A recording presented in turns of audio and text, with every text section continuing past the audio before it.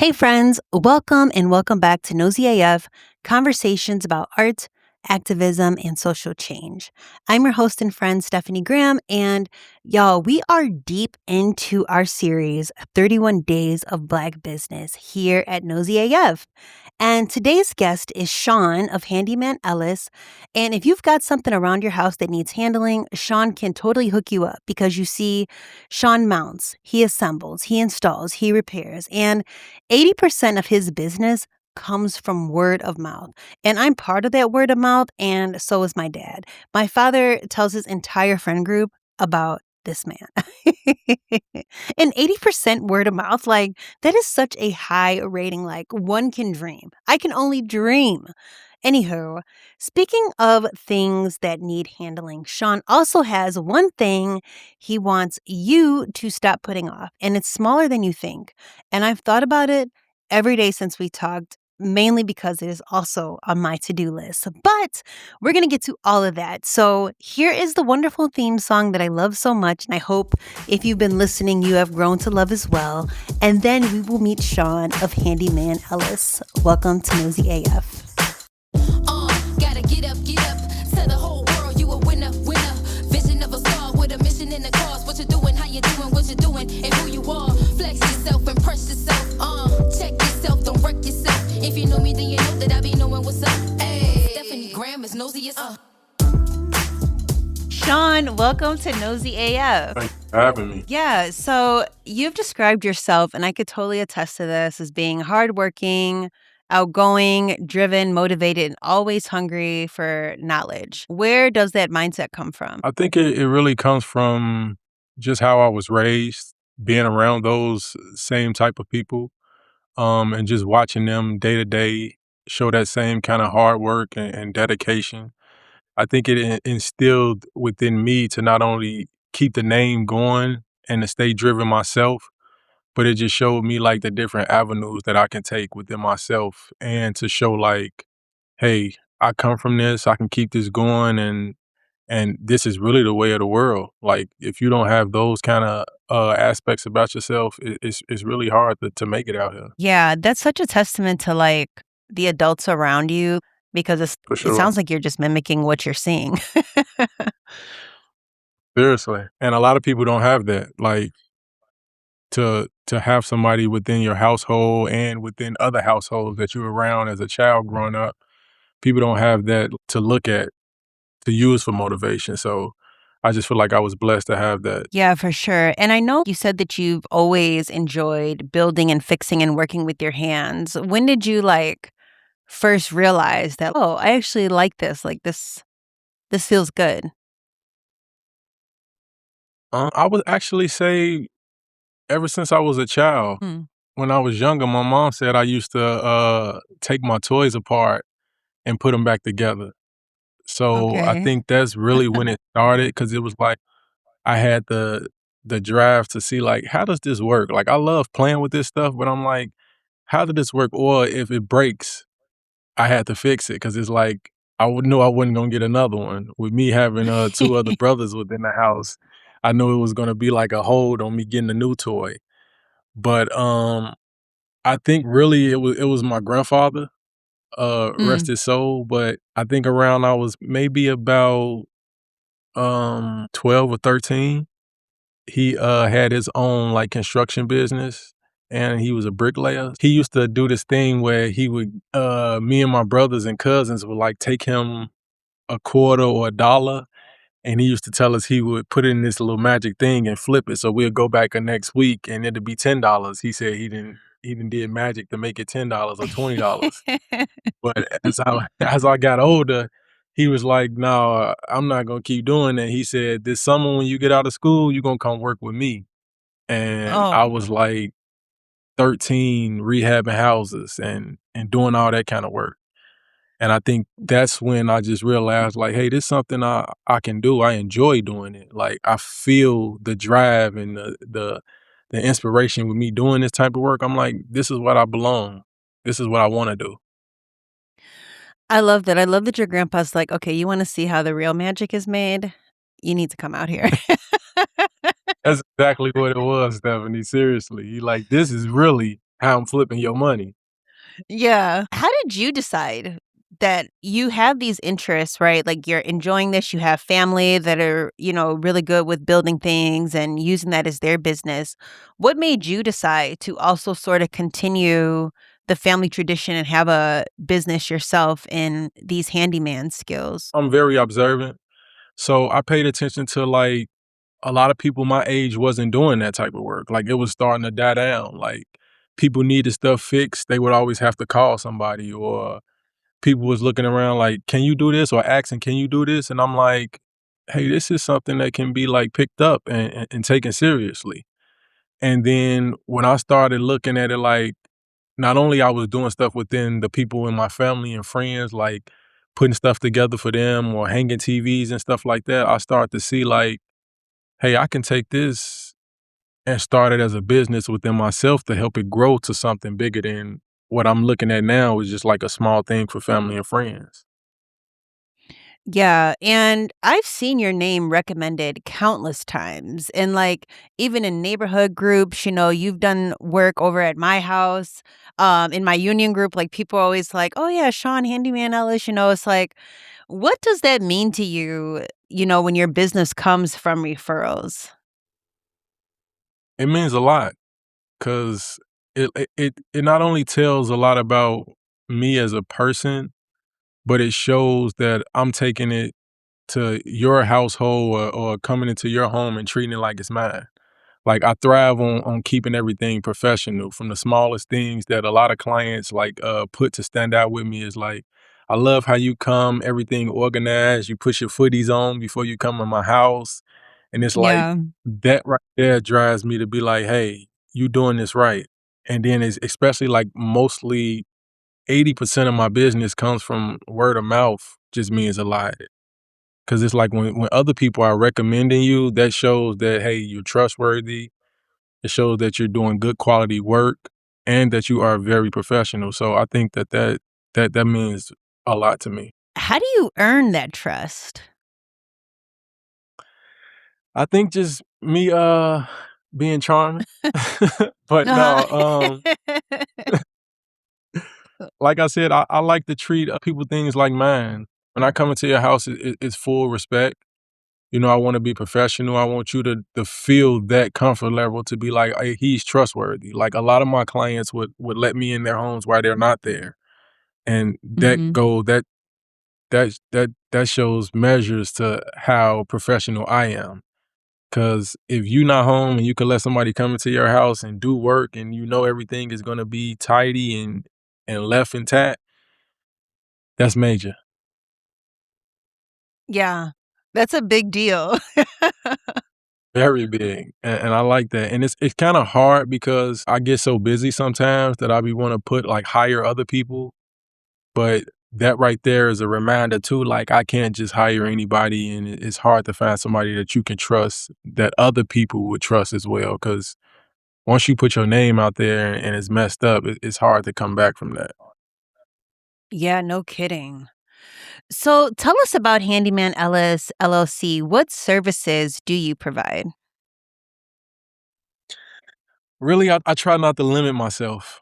Um, I thrive on, mounting, assembly, repairs, installations, and it's growing by the day.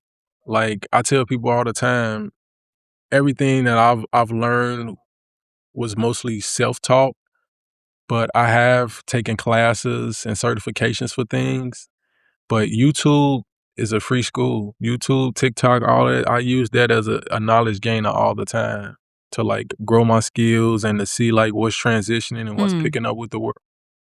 That's major to me. So it's like I don't put no limits really on what I do, but just for, like, easy way of explaining my business, I would tell them those main things, like, I specialize in mounting, assembly, installations, repairs. I have this saying my stepfather used to, well, he still says it to people when he tell people about my business. He says, "If it's broke, he can fix it."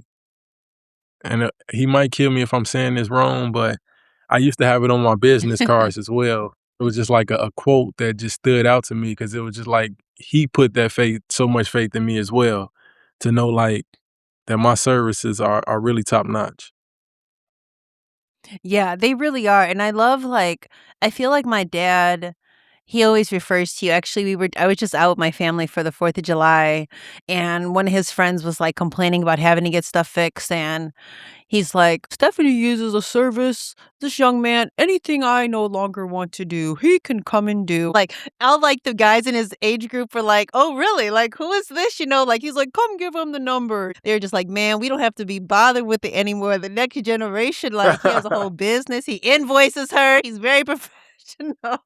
And I just really Tell 'em I love that, appreciate like, that. go talk to who Stephanie uses, which I really just love so much. Yeah, I love that too. It really shows kudos, especially from like the older generation. They always give me props, especially when I come in and they see like how all my tools are organized and just how I carry myself. And even with my old school playlists as I work, they they just really Yeah. love all. So it's like that means a lot as well. What were some of the biggest challenges, you might have faced when you were starting your business? It's so many because I used to hear that a lot. Like even when I was thinking about starting, I would just have conversations with different entrepreneurs or people who I know have started businesses and continue to do them. It was just like I would like brainstorm with them or pick their head about what's the biggest things I face, and it was more so just like continuing after the hardship, after slow businesses, and you not having business. It's like those were the main things that I would come across, even like figuring out pricing because a lot of people facing hard times themselves. So it's like me knowing that my price is right there with the competitive, but it's still like manageable. It was like those were the things. Um, it was so many. But I think the main thing that kept me going is this is what I love to do. Like when I'm doing this type of work, I feel like I belong. I feel like I'm free. And it was like, long Mm, as I kept that feeling, that just motivated me to keep going. yeah. I bet that does feel good to, like, feel free.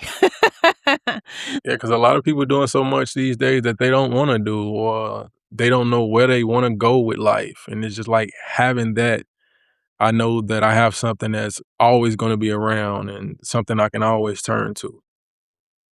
Yeah. What's something people don't realize about being a handyman? Um, you face all different kind of personalities, Mm. you know, Yeah. you have picky people, and you just gotta learn how to have patience. Cause some people you might have one client who's super easy to deal with, very understanding, not expecting too much. But then you may have a client that's like, you did the job right and everything is completed. You did how they wanted it to do. But then when it's done and hey, tell them to come check it out, they change their mind and they want something different or they Whoa. be like, can I change? So I think patience is the main thing. Sheesh. Yeah, that happened at the braid salon last month. A girl, like this lady was braiding her hair for, like, a good 30 minutes, and she just, like she was in her phone and looked up and wanted a different way, and they ended up Yeah, doing it, but I was just like, "Oh my gosh, like, you were that in your phone, like, now you wanna change your mind?" I think I would've just been like, "Well, this is just style," but I couldn't believe she did right. it. Yes. I mean, you know what they say? Customers are always right. Yeah. But Jeez. that's major, especially doing the type of work I do, and then just me working in several different professional fields and different kinda, careers I done. It's just like, I learned that within the way of like, hey, people can change their mind, and at the end of Yeah. the day, you still have your professional hat on and get the job done. Yeah, for sure. What do you enjoy most about your work?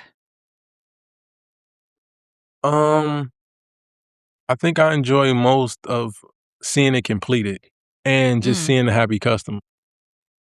That makes yeah. my day when, like, someone comes to me with a project or anything, and then I complete it and the excitement on their face, it helps me sleep better. Yeah, definitely. I know, like, put my bed together, and I feel like I had that box up there for, like, weeks, and I'm like, "Oh my god, it's done. I can't believe it." Yeah, that excitement right there, that drives me right there, Stephanie. Yeah. What do you think separates, like, a great handyman from someone who just simply knows how to fix things? I think the separation lies on how professional you take your job. Because a lot of Mm, people know how to do the things that I know how to do, and you can have somebody who's not even a handyman who just good with their hands and do the type of work.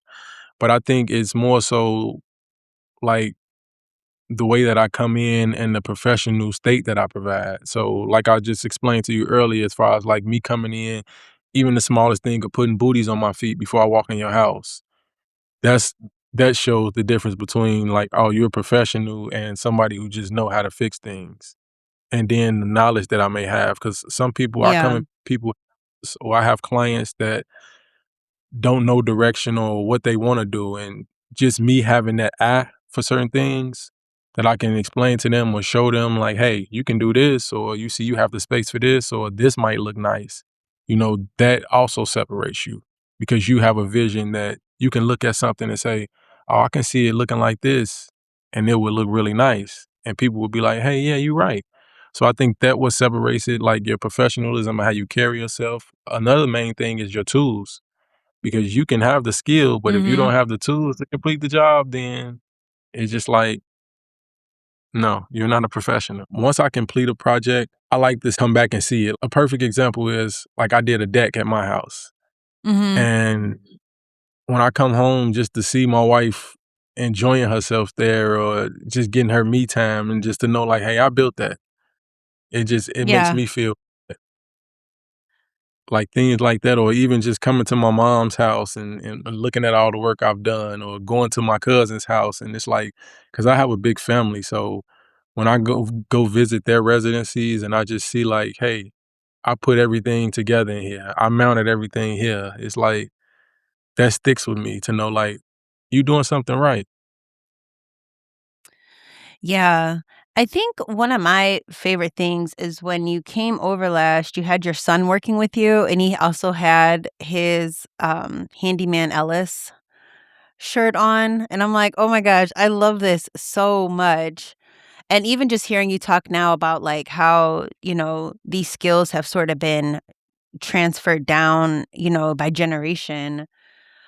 What have what are some of the skills that you've taught your son? I feel like you've wanted to instill forever skills. I don't know if we've talked about that or if I read that. Like, what are some of those Mm. skills that you've, put on him? I try to teach them everything. And like every day I'm testing them, Mm. like, but not even just like handyman stuff, but just like things that I've experienced in the world. Yeah. But the smallest thing, like I may order something that I know would take me 5 minutes to put together, but I would let him do it just to get the knowledge of it and to learn how to work with certain tools. So it's like me just not even asking him what he want to do with his future, which he made me proud. He said he's thinking about being an electrician. Oh, But that's awesome. yeah, I would just test him all the time. So it's like I can have a small thing. Like last, I had like I think it was like a coat hanger set, something put Mhm. together to put together, and I was just like, "Hey, come put this together. I want to see how long it'll take you to do this," or just giving him an instructions list and watching him go over it and read it, and just picking up the tools or asking me, "Can I use this tool? Would it be faster?" It's just like that. Yeah, that makes my day. But yeah, when he came and even when he asked me, like he was seeing me get my handyman attire and stuff, and I'm just making sure it fits. And he come in the room like, "Hey, I want a hoodie like that. I want a handyman Oh, shirt." Yeah. And now he's at the age to where he wants things and he needs things all the time. So I'm like, "You want some shoes? Well, I got a job this weekend. You want to have to come work for it." yeah. So now, yeah, now he's at the point he's asking me, do you have any work for me that I could come do this? I want to make this amount of money so I can buy this. So it's like seeing him even like want to work makes my day. But not only that, me knowing that he's learning stuff that he can use later on in life that he don't have to call and pay somebody is also a major thing. Yeah, that's huge, and I really love it's like now he's learning how the magic happens, like you had Exactly. to. It's the trend, it keeps going, you're right. Yeah. I feel like there is this conversation around trades dying, right? Like, or even like friends who maybe they've gone to, school for like accounting or, like even like other film professionals, like in when the film industry has been like so crazy, folks have just been like, well, I'm going to go get my electrician certification. I'm going to go and learn this or be a plumber. People say I should have done this. Do you have any thoughts just about I guess perceptions around trade work, or it seems sort of like recession proof, but it's not always treated that way, even though it's like no matter what, everybody's going to need something wired, everybody's going to need something fixed or maintained. Just, I guess, any thoughts you might have around, perceptions around the trades. Well, I kinda used to think that people looked down on the trades. Like, if you was a Yeah. plumber, like, "Oh, you a plumber, come and fix my toilet, that's it," or "You a handyman, fix this," it's like, you ain't really doing nothing. I think that they looked down on trades back in the day, Yeah. but even then, the people who knew, like, how big trades were, they would always still try to instill in me like, "Hey, get you a trade versus going to college." Like, these are the kind of jobs that are always gonna be around, they're not going anywhere, and I think now the world is realizing it to that it's making it so major that, like, I'm seeing companies offer you, if you work for them, that they giving you trade classes, and they offering it, like, Home Depot and Lowe's and all of them are doing, like, training certifications that you can just go pick it up, and even, like, with TikTok and, all the social medias being so big on the DIYers, it's like, I mean, yeah, they are so DIY, big. yeah. We got you. Yeah, they are so big now that you can just go on those and see somebody doing something, and you can learn it right there. They give you step-by-step process on how to do this. So I think that trades are becoming bigger than college now, because a lot of people are going to college and they're getting themselves in debt, and then they're getting out of college and can't find a career in what they went to school to study for. Versus like with a trade, you coming straight out doing that type of work. And even if you're not having a job that the trade can put you in, you still have that skill where you can go and make the money yourself. So I think, to me, a trade is the best way to go. I even tell the youth all the time, like, hey, if you can't find nothing to do, go get your HVAC. Go, be an electrician, go be a plumber, because those are things people are always gonna have a bathroom. Everything is electric. Yep. You gotta get wired, and AC and heat. We need both of those for the world to move. So it's like those jobs are gonna be around. Yeah, for sure. I Yeah. I think it's smart. I feel like even as I look back, I'm like, man, they had wood shop or just even like beauty school. It's like even my friends, it's like even if they're not hairstylists, they could still like color their own hair, even if there's like downtime and just like make money. Even if it's just like 40 bucks with us just like in the kitchen sink, it's like it's always like available to you, the trades. And I wonder, do they like? Because when I was in school, we did have like wood shop, and me just having those type of classes and stuff that kept me to know like this was something I want to do. Do they even still offer that in like high school? Is wood shop and things like that even still offered? Yeah, it's a good question. I have 0 idea. It's been so long since I've been in high school, but I also felt like these types of programs, they would always, like, offer them to, like, just kids like, "Oh, you didn't go to college? Oh, okay. Well, you can go to electrician school." And it's like, that's actually sort of a big deal to, like I mean, we're dealing with electricity here, it's not like a brush off. Yeah, that's why I said it was like back in the day, it was like downplay, like you always have that as an option. But in reality, that can be your number one option. Like, college isn't for everybody. Everybody can't look at a book and be taught something. A lot of people like to be taught hands-on, or, they like to work with their hands versus you have to do a paper to do something. So it's like, I feel like they shouldn't be put as a down thing to do or as like a second option when it can be a first option for a lot of people, and it should be. Yeah. 100%. 100%. What advice would you give to someone who enjoys working with their hands, but they're not sure if they could turn it into a business? Um, the advice I would give would be just give it a shot. Go for it. Like a lot of people would not do certain things because of the fear of how it would turn out, but that's just like a what if. And if you live in life on like a what if, then you'll never know what things can be. So if you're thinking about doing something or you feel like you have the skill and you just don't know where to start, do your homework. Like I said, YouTube is a free school. You have people around you or social media, you can look at how to get started or you can search how to get started. I think that once you start applying yourself to know like this is what I want to do and you get the hunger for knowledge for it, it'll fall in place. And then what I tell people all the time is start. Once you start something and you have that drive to know like I'm not going to give up, then it's going to continue. You're going to find your way. The client's going to come, the work's going to come, the knowledge is going to come. And I think the motivation to keep going is what's going to be the main thing. Cause it's like once you start getting clients and you start seeing like, hey, you getting good feedback, then that's going to give you the motivation to be like, yeah, this is something that I want to do.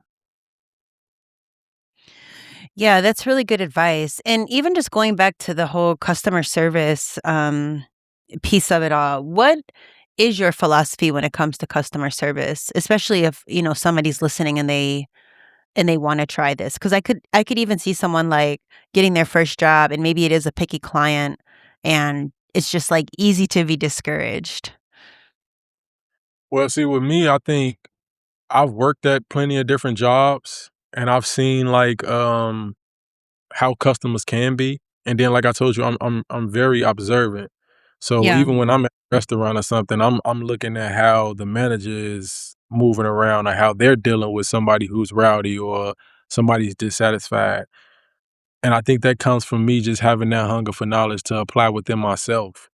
So I think the main thing people can do is just like look around, use what's around you. Put yourself in a situation or think about a situation that you was around or you been through or you seen where you was out at a restaurant or you was at a Walmart or anything and somebody had to deal with someone that was like in a situation that'll make you nervous.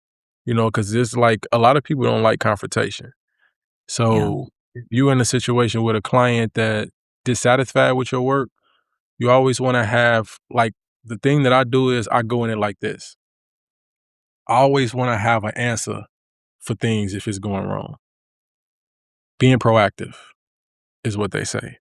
So Yeah. if you know you're doing something and somebody might not like it, always have a solution.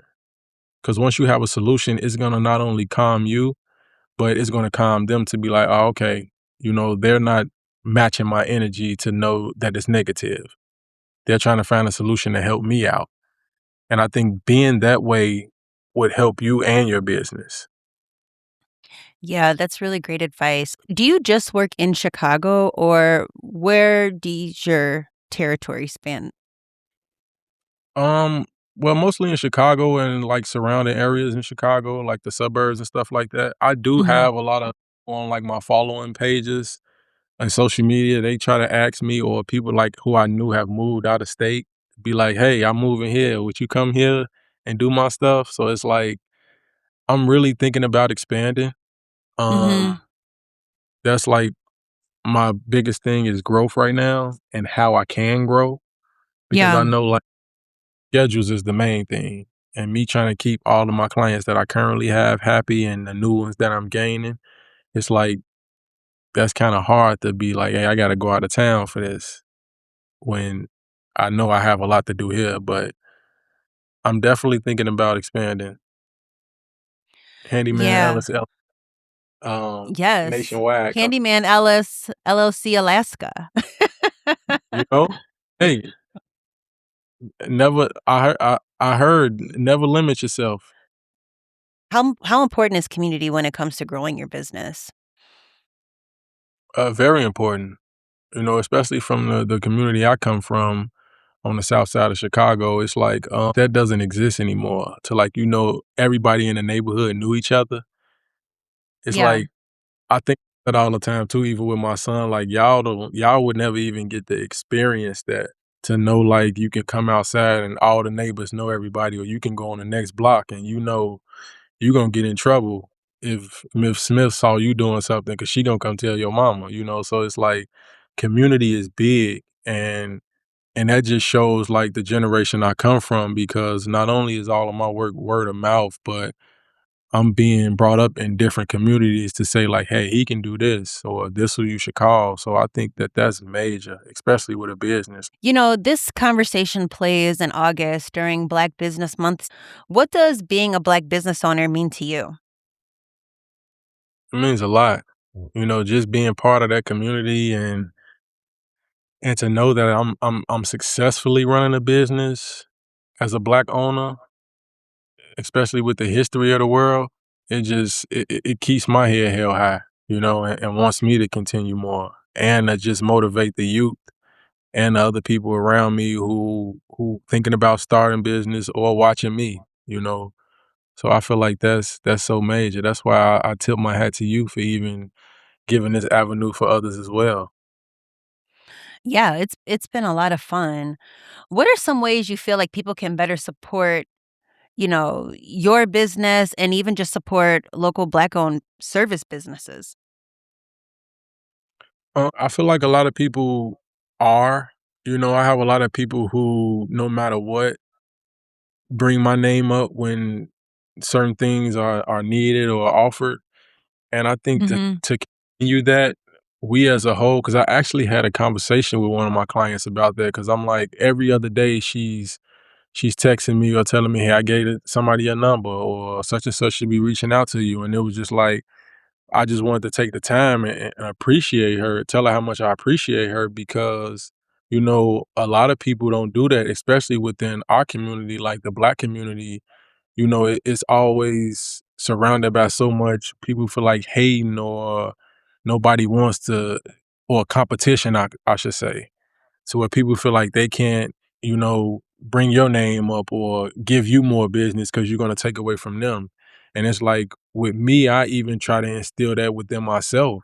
So it's like I get contacts for people who do stuff that I don't do, or I might can't do, and I keep them and send them to people, because it's like I'm not. It's enough out here for all of us. And not only that, I want other people to thrive as well. So it's like I'm big on like, hey, go to such and such, or I'm giving somebody their business card when they need certain services, or I could be at somebody's house and another vendor's doing something and I see that they're doing good work or they have a good personality. I'm going to ask for their information, because I'm like, hey, I know somebody who might want to do this, and you look good, professional, you like what you do and how you carry yourself, and I'm gonna pass it along.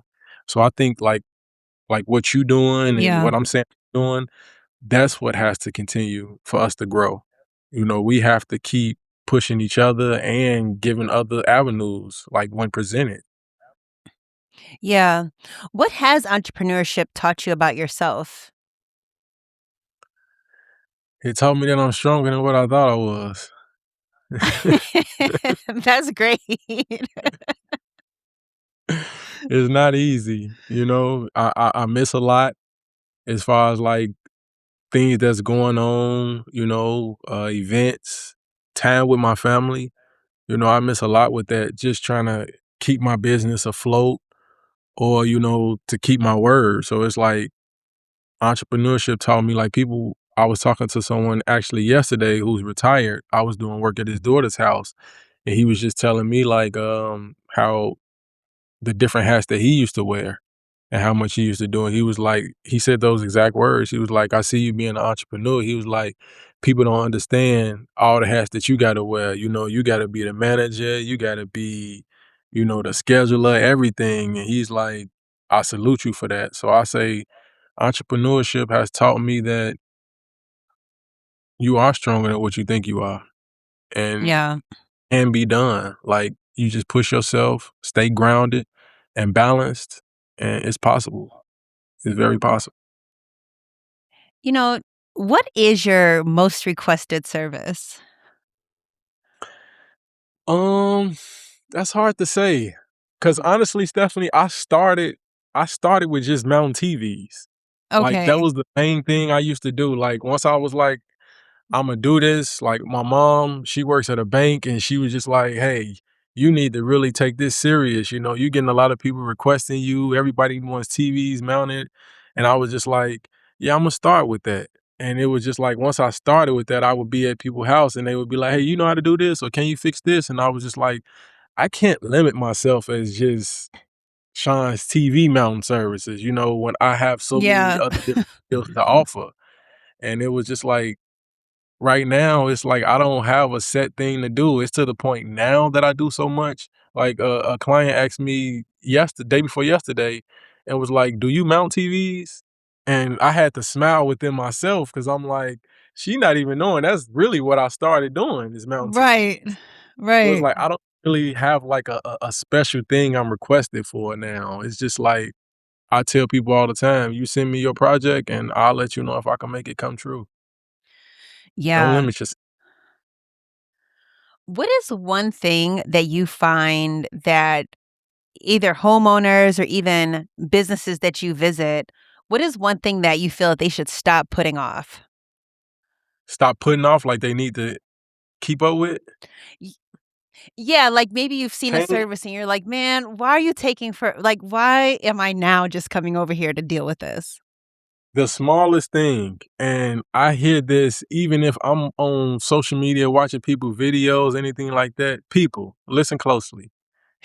Change them batteries in them smoke detectors and carbon monoxide alarms. I hear that so much, just the beep every 30 seconds, and I'm like, that's something that you need to really take serious, and I know we all be busy and, you can get distracted from it, but it's life changing, and after a while, Yeah. that beeping gonna stop, and it's gonna be dead, and you not knowing, like, this not working no more. So now when you need it, it's nowhere to be found, but yes, the smallest thing is the fire and CO alarm systems.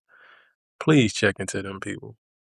Oh my gosh. I have the ones that, like, you plug into the wall. Do you have an opinion about those, or should I have the wired ones?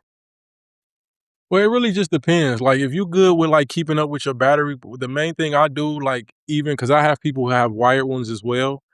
And what I Mhm. do is I would write on there or I tell people like, "Hey, you have your phone with you all the time. You know that I'm here today, like, say for instance, I'm here today, July 6th. I came at 2 o'clock. You set that alarm to know this battery is gonna last at a certain amount of time in your phone to say, update me when it's time to do this." But as far as preference-wise, I really wouldn't say wired or battery matters. Like, if you have a system within your home that's wired already, then of course you have to keep up with that because Yeah. it's like that might be a system that goes through your whole home and notifies you. But now I think it's code that you gotta have a fire alarm in each room, bedroom, anything like that. So Yeah. it's really no preference. I would just say if you don't have any, definitely get some. But when you do, just keep a reminder for yourself to know, like, I need to change these batteries, even though it's gonna let you know anyway. And even with wired ones, like, we've been having a lot of storms and everything like that. When the power goes out, it's gonna do what? Rely on the battery. Yeah. So that's why I say it's really not no preference. It's just like you taking the time to, keep up with that. As we close out, if one of your customers was recommending Handyman Ellis to a neighbor, what would you hope they say about you? I would just hope that they let them know that I'm dependable. That's what I try to be big on, being dependable, keeping my word, and being professional. But I hear that so much to the point where people are like, I had a handyman, but he's just not dependable anymore. Or I had a handyman and he don't answer the phone no more. So it's just like I try to keep that to being dependable. Like when somebody knows that they're getting me, they're getting the full service from me. Thank you. So how can we get in touch with you if we're looking around our home and business and we need some things done? Well, I do have a booking site that you can get. I think we can tag it into this. Yes, That absolutely. I can be contacted via email, Mr. Handy Ellis at gmail.com. And also, I'm working on like getting my social media sites up because, like I said, most of my business comes from word of mouth. So it's just like I don't really have time to be on there like that. It's like kind of distraction, but I know Yeah, with that, definitely. and then just my number. A lot of people have that already. So those really the main keys right now that I'm working on. But advertisement is a big field. So new avenues definitely coming soon. That concludes another episode of Nosy AF, 31 Days of Black Business. I'm your host and friend, Stephanie Graham. I hope you took something away from today's conversation and had a good time hanging with us. Be sure to check out the show notes to learn more about today's guest and consider supporting their work. You know how it goes, whether you're making a purchase, hiring them, or simply spreading the word. Listen, who doesn't love a referral? It truly all makes a difference. Quick thank yous go out to Queen Lex and Freddie Bam Bam for the Nosy AF theme music, and Emma McGoldrick, who hooked me up with the cover art and branding. Shout out to the partners and supporters for this series. You can check them out in the show notes as well. Super grateful for a partner. Hello. That's the show, friends. Until tomorrow, stay curious and take care. Bye.